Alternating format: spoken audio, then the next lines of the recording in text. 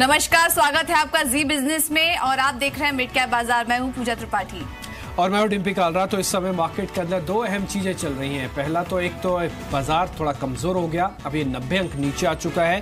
अब 9850 9820 जैसे लेवल्स भी तोड़े हैं और इस 90 अंक की गिरावट में 60% जो योगदान है वो सिर्फ और सिर्फ इन्फोसिस का है।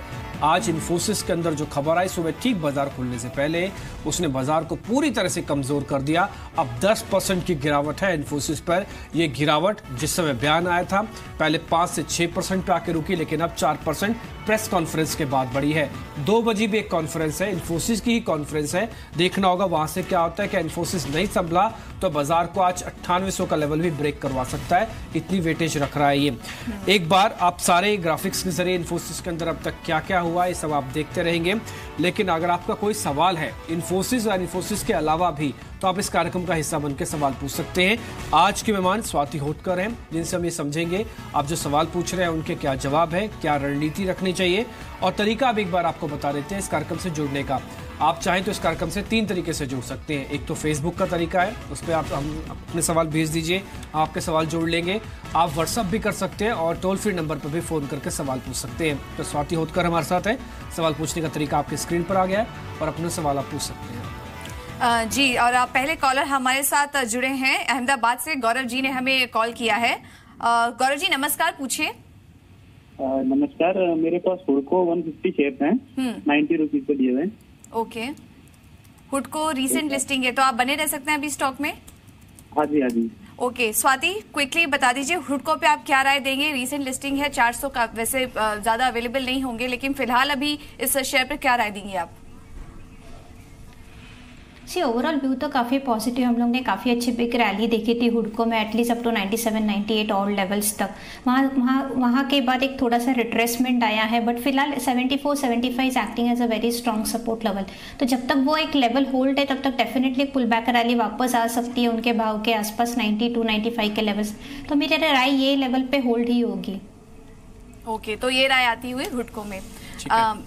श्रीकांता इस बीच है कर्नाटका से हमारे साथ अपना सवाल पूछने के लिए। श्रीकांता जी नमस्ते, अपना सवाल पूछें आप। हेलो, आप सुन पा रहे हैं मेरे को? सर नमस्ते, आप सवाल पूछिए। नमस्ते सर, मेरे पास एरोस इंटरनेशनल लिमिटेड है, 70 शेयर है। 70 शेयर 245 का रेट के हैं। 245 का रेट पर। ठीक है, जिस समय लिया था उस समय क्या सोच रहे थे ये शेयर चलेगा, बहुत ऊपर आएगा? स्टॉप लॉस नहीं लगाया आपने? नहीं, दोनों गलती गया था, बाद में ठीक है।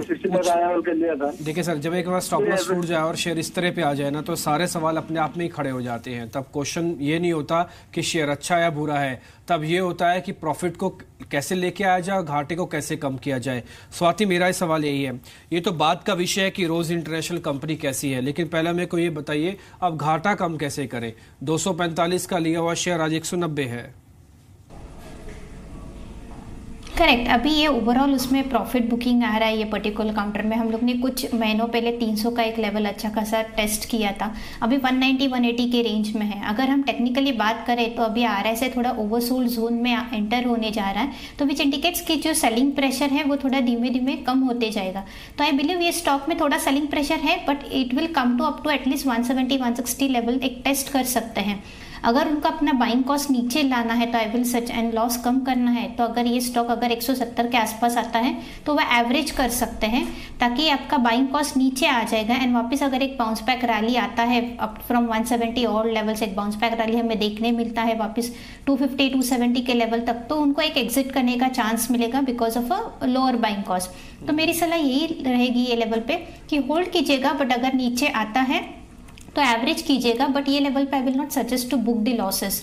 अगर नीचे आता है तो एवरेज करके और ऊपर में अगर वापस एक बार ये टेस्ट करता है 260 270 और लेवल्स तो आप एग्जिट कर सकते हैं। एवरेज आप अपने कंफर्ट के हिसाब से कीजिएगा, ऐसा नहीं कि जितने शेयर लिए हैं ये पक्का रूल है कि डबल हमको करना है। एवरेज अपने कंफर्ट के हिसाब से कीजिएगा। अभी लॉस करने के लिए थोड़ा रुकिए, अभी लॉस बुक नहीं करना है इरोज इंटरनेशनल पे। ये राय आपको मिली है।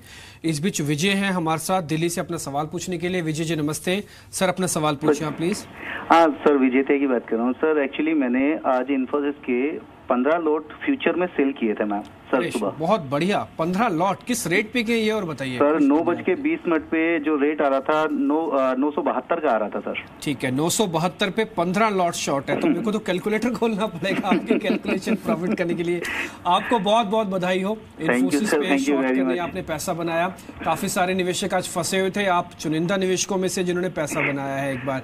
अच्छा बताइए, अब आपका सवाल क्या सर? सवाल ये है कि क्या मैं इसको कवर कर लूं या कैरी फॉरवर्ड रखूं इसको? ठीक है, वाजिब सवाल है, बहुत अच्छा प्रॉफिट है, तो ये सवाल वैसे भी खड़ा हो जाना चाहिए था। अगर आप नहीं पूछते मैं पूछ लेता आपकी तरफ से। स्वाति अब क्या करें, ये प्रॉफिट अच्छा है और इंट्राडे में मेरे को लग रहा है इन्फोसिस से इतना अच्छा प्रॉफिट तो कमाया नहीं जा सकता, वो भी नेगेटिव खबर पर। यस करेक्टली, काफ़ी अच्छा प्रॉफिट मिल रहा है ये लेवल पे। अगर टेक्निकली बात करें तो इमीडिएट 900 का एक सपोर्ट है, तो will suggest at least half profit आप अपना बुक कीजिएगा, हाफ लॉट्स कवर कीजिएगा। अगर ये 900 का लेवल तोड़ता है वापस इंट्राडे भी या क्लोजिंग बेसिस भी ब्रेक करता है तो डेफिनेटली और हमें 30-40 पॉइंट्स डाउन साइड देखने मिलेगा, which might take a stocks towards 860-840 all levels. तो will suggest at the current level book partial profit, और सेकंड पार्शियल के लिए आप 925 का एक ट्रेलिंग स्टॉप लॉस रखिएगा। अगर वो ट्रिगर्ड होता है तो एक छोटा बाउंस बैक रैली हमें देखने मिलेगा अगेन इन्फोसिस में 960-970 के रेंज में। तो करंट लेवल पे मेरी राय होगी कि पार्शियल प्रॉफिट बुक कीजिएगा। सेकंड पार्शियल के लिए you can maintain the stop loss of 925। ठीक है विजय जी, आप ये काम तो कर ही लीजिए। अगर आपको फोन नहीं मिलता ना तब भी आप अपना 50% प्रॉफिट तुरंत बुक कीजिए इन्फोसिस से, और जो 50% प्रॉफिट है वो एक बार थोड़ा सा आपको 20-30 रुपए और मिलता है तो आप ले लीजिएगा। लेकिन इस बीच क्योंकि इन्फोसिस नीचे है, बाजार का स्वाभाविक है नीचे आना, और नीचे आ भी रहा, 9800 का लेवल टूट चुका है। 60% से ज्यादा की गिरावट इन्फोसिस की ही तरफ से है और बाजार आज धराशायी है। ये 2 दिन के अंदर स्ट्रॉन्ग पुल बैक, लेकिन 2 ही दिन के अंदर बाजार ने अपने आप को करेक्ट कर दिया और आज की गिरावट सीवियर है 1% के आसपास की। आज सुबह वैसे बार्सिलोना की तरफ से मूड खराब ही था बाजार का, क्योंकि वहां धमाके हुए, उसके बाद भारतीय बाजारों में धमाका इन्फोसिस का हो गया, और जो धमाका हुआ उसकी वजह से आज 98 गिर गया। तो आज 9800 अब टूटा है, इंपॉर्टेंट लेवल था, थोड़ा सा आपको संभल कर अभी ट्रेड करने की जरूरत और सेंसेक्स पे भी एक बार नजर डाल लेते हैं। सेंसेक्स में भी 400 पॉइंट तक की गिरावट आ चुकी है, तो बाजार इस वक्त कमजोरी के साथ कारोबार कर रहे हैं। लेकिन दर्शक भी हमारे साथ लगातार जुड़ रहे हैं। इस वक्त हमें कॉल किया है भुवनेश्वर से SM प्रधान जी ने। जी नमस्कार सर, पूछिए क्या जानना चाह रहे हैं आप? माफ कीजिएगा, कोलकाता से हमारे साथ दर्शक जुड़े हैं, संतोष जी ने हमें कॉल किया है। जी नमस्कार सर, पूछिए। नमस्कार मैम, मैं संतोष जी बोल रहा हूँ जी। मेरे पास ग्लेनमार्क का शेयर है 100 से 692 पे, एंड बायोकॉन है 100 से 335 पे। मेरा टाइम होराइजन 1 ईयर्स का है मैम। ओके, क्या मैं होल्ड कर सकता हूँ ना?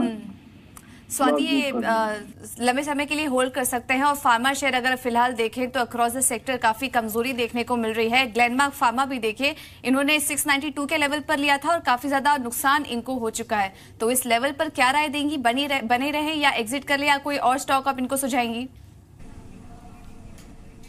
नहीं, ग्लेनमार्क फिलहाल अभी ये लेवल पे अगर लॉन्ग टर्म ये पोर्टफोलियो स्टॉक है, हम लोग ये इसमें 1 हफ्ता या 2 हफ्ता के लिए नहीं ले सकते हैं, क्योंकि फार्मा में नो डाउट ये सीजन फार्मा का सीजन नहीं है फिलहाल, कोई भी फार्मा काउंटर नहीं चल रहा है। But those who are looking for a long term portfolio building, definitely ये काउंटर अच्छा है। तो will not suggest to exit at the current level, because technically एक ओवरसोल्ड जोन में एंटर हो रहा है। बट इसमें अभी ज़्यादा बिकवाली नहीं आ सकते, मैक्स टू मैक्स और 30-40 पॉइंट्स का हम लोग एक डाउनफॉल देख सकते हैं। तो will suggest to hold on. अगर नीचे आता है कुछ एटलीस्ट 550 के रेंज में या 540 के रेंज में, तो will suggest to average it out अगर उनको करना है तो।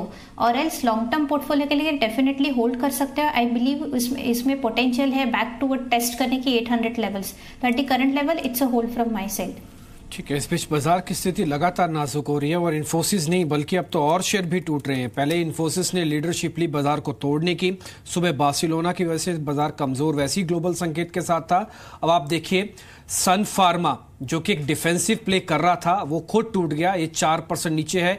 वेदांता जो कि एक बड़ा प्लेयर है अब मेटल के अंदर, ये भी टूटा, ये दिन के निचले स्तरों पर है। तो मेटल्स के अंदर गिरावट आ रही है, फार्मास्यूटिकल शेयर टूट रहे हैं, कुछ फाइनेंस से शेयर्स टूटे हैं। मन्नापुरम आप देखिए 4% नीचे है, फोर्टिस ये कुछ शेयर्स नीचे, इन सब की अपनी वेटेज भी है मार्केट में। डीएलएफ अब देखिए वापस 3% नीचे आ चुका है। सारे शेयर इंट्राडे लो पे आके इस समय कामकाज कर रहे हैं। कल का superstar, PFC power finance corporation आज बिल्कुल धराशायी हो गया, 2% नीचे है। एनएचपीसी और अशोक लीलैंड जैसे शेयर्स भी आज कुछ कमाल नहीं कर पा रहे हैं, ये भी टूट रहे हैं।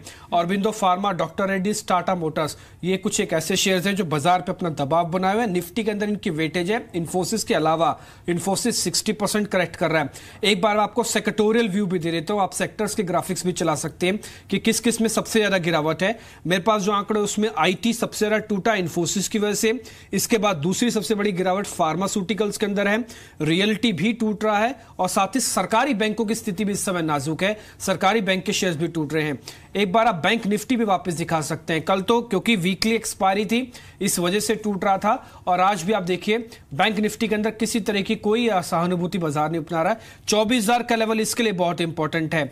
9800 निफ्टी का ब्रेक हुआ, निफ्टी का अभी 24,000 बचा हुआ है, एक बार नोट कर रखिए। एडवांस डिक्लाइन भी एक बार जरा दिखा दीजिए, एडवांस डिक्लाइन की सिचुएशन क्या है, क्योंकि ये सीवियर होगा। इन्फोसिस की वजह से आईटी ने तो खैर मूड बिगाड़ा, लेकिन ये गिरावट ये कॉन्फिडेंस आपका तोड़ रही है, और एक कॉन्फिडेंस की वजह से जो एडवांस डिक्लाइन है वो खराब हो गई है। डिक्लाइंस आप देखिए, ये 4 गुना है, एक शेयर के बदले में 4 शेयर टूटे हुए खड़े हैं एनएससी के अंदर। कुछ इसी तरह की सिचुएशन आपको बीएससी में भी दिखेगी, वहां पर भी 6 यानी कि 3 गुना, एक शेयर के अगेंस्ट में 3 शेयर लाल निशान में है। एनएससी के फ्रंट लाइन काउंटर्स का इंडेक्स यानी कि 51 शेयर का इंडेक्स दिखाइए, उसमें से आप देखेंगे ज्यादातर शेयर पार्टिसिपेट कर रहे हैं। 37 शेयर ऐसे हैं जो कि पार्टिसिपेट कर रहे हैं। आज यूरोपियन बाजारों की पूजा जो ओपनिंग है वो बड़ी इंपॉर्टेंट है, वो कमजोर है। वो इसलिए भी कमजोर है क्योंकि इसका रिएक्शन आना था बार्सिलोना वाले का जो अटैक की वजह से। देखिए यूरोपियन बाजार भी जो खुले हैं वो भी 1% की कमजोरी के साथ खुले हैं। फिटसी पे नजर डालिए, 1.5% की कमजोरी के साथ इस वक्त फुटसी ट्रेड कर रहा है। इसके अलावा डैक्स में भी करीब कमजोरी देखने को मिल रही है। तो कमजोरी के साथ यूरोपियन बाजार भी खुले हैं, और भारतीय बाजारों की बात करें तो कमजोरी लगातार बरकरार है। इन्फोसिस का शेयर 12 अप्रैल 2013 के बाद सबसे बड़ी गिरावट देखने को मिली है इन्फोसिस के शेयर में, और करीब 62 अंकों का योगदान है। अगर निफ्टी की बात करें तो 62 अंकों का योगदान इन्फोसिस की तरफ से देखने को मिल रहा है। इन्फोसिस में गिरावट बढ़ती हुई 11% तक की कमजोरी, माफ कीजिएगा 12% तक की कमजोरी इस वक्त इन्फोसिस में देखने को मिल रही है। लेकिन चलिए हम आप आज जितने ही सवाल ले पाएंगे, क्योंकि बाजार में लगातार कमजोरी बनी हुई है, मार्केट अपडेट भी लेना जरूरी है, लेकिन आज आपके इतने सवालों को शामिल कर पाएंगे। स्वाति, बहुत बहुत शुक्रिया आपका हमारे साथ जुड़ने के लिए और जितने भी सवाल थे उन्हें एड्रेस करने के लिए। लेकिन अब है वक्त है मिड कैप बाजार को यहीं समेटने का, और लेकिन F&O कॉलर शो के लिए आप बने रहिए हमारे साथ। नमस्कार। नमस्कार।